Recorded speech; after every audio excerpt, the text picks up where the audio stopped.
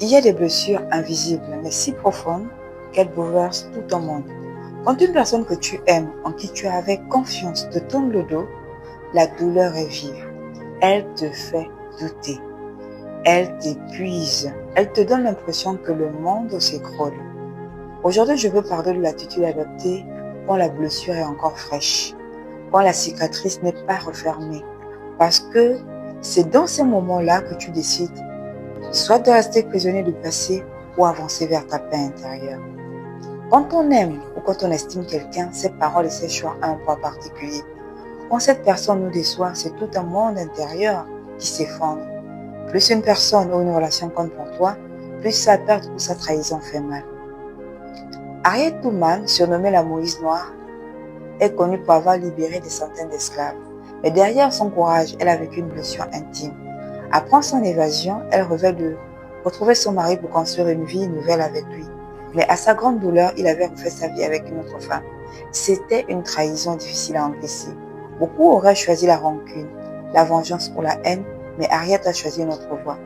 Elle a reconnu sa douleur, elle a accepté sa part de responsabilité. Sa fuite l'avait éloignée et elle a décidé de ne pas s'y enfermer. Au lieu de se détruire dans l'amertume, elle s'est concentrée sur elle-même, sur sa mission et sur sa reconstruction. Et avec le temps, la vie lui a offert une nouvelle rencontre. Nelson Davis, un ancien soldat avec qui elle a bâti une famille. Sa paix intérieure et sa résilience ont ouvert la porte à un nouvel amour et à de nouvelles bénédictions.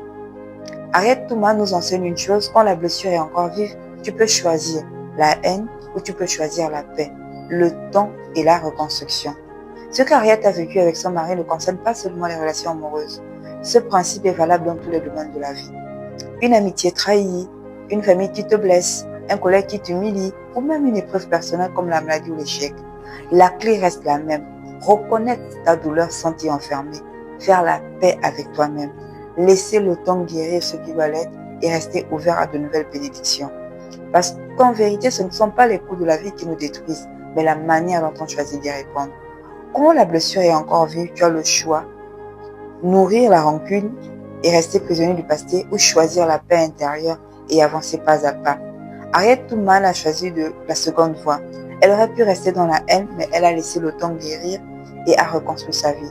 Alors si aujourd'hui tu souffres d'une trahison, d'un rejet, d'un échec ou d'une épreuve, rappelle-toi ceci, tu ne peux pas tout résoudre tout de suite, mais tu peux choisir de te relever et de protéger ta paix.